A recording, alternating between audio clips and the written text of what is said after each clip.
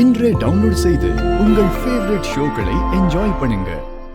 பாரதி, என்கிட்ட இருந்து தப்பிச்சிட்டேன்னு நினைக்காத.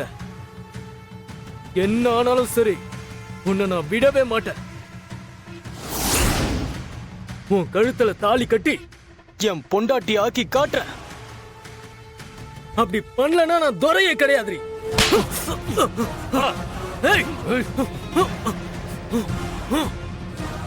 ஆதி, நீ இரு. டேய் ஆதி, என்ன பத்தி உனக்கு தெரியாது. நான் உன்னை சும்மாவே விட மாட்டேன்டா. என்ன எப்படியா 4 செவுத்துக்குள்ள அடிச்சு வச்சலான்னு பாக்குறியா? டேய், அதெல்லாம் நடக்கவே நடக்காது. நான் வெளியே வருவேன்டா. அதுக்கப்புறம் உனக்கு இருக்கு. அப்புறம் என்னடா அப்புறம்? இப்பவே பார்க்கலாம்டா. முதல்ல புடியா. என்ன ஆதி இது? அவன் வேணும்னே உன்னை ட்ரிகர் பண்ணி விடுறதுக்காக நாய் மாதிரி கத்திக்கிட்டு இருக்கான். நீ அது தெரியாம கோவப்படுற? இவெல்லாம் ஒரு ஆளா? இங்க பாரு, உன்னை கொலை பண்ண ட்ரை பண்ணதா அவனே வாக்குமூலம் கொடுத்திருக்கான். இந்த ஒரே ஒரு ஆதாரம் போதும்.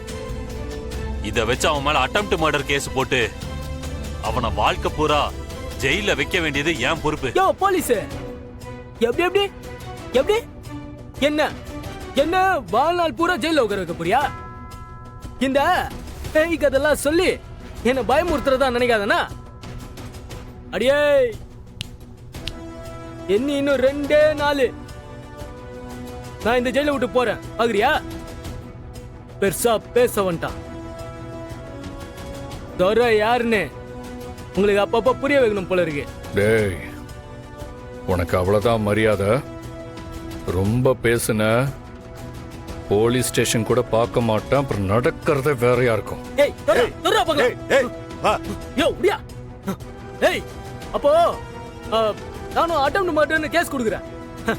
உன் போலீஸ் ஃப்ரெண்டு, அதான் உன் நண்பன், உன்னை பிடிச்சு ஜெயில போடுறானான்னு பாக்குறேன். சார், அவன் வேணும்னே உங்ககிட்ட வம்பு எடுத்துட்டு இருக்கான் சார். எதுக்கு இவன் கிட்ட எல்லாம் போய் பேசிட்டு இருக்கீங்க? விடுங்க சார். ஆமாதி, நீ இவன் மேல கம்ப்ளைண்ட் எழுதி கொடுத்துட்டு போ. நான் எஃப்ஐஆர் போடுறேன். இவனை எல்லாம் வெளியே வச்சு பேசுறேன் பாரு, ஏன் தப்பு. போடவுல யோ கான்ஸ்டபிள், உள்ள வச்சு லாக் பண்ணியா? வந்து வச்சுக்கிறவன போடவுல. யோ லாக் பண்ணியா? ஓகே.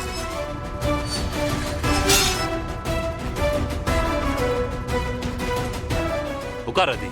இல்ல பரவாயில்ல. பாரதி, பாரதி, உங்க தலையில அடிபட்டு இருக்கு.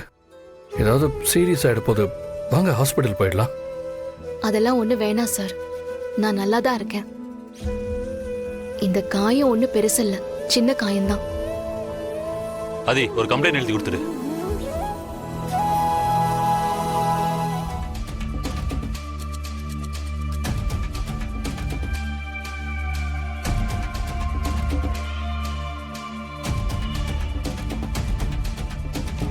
ஆதி, அவன் பேசுறதையும் பயமே இல்லாத மாதிரி நடந்துக்கிறத பார்த்தா இதெல்லாம் அவனா பண்ற மாதிரி தெரியல. இவனுக்கு பின்னாடி நிச்சயமா வேற யாரோ இருக்காங்க.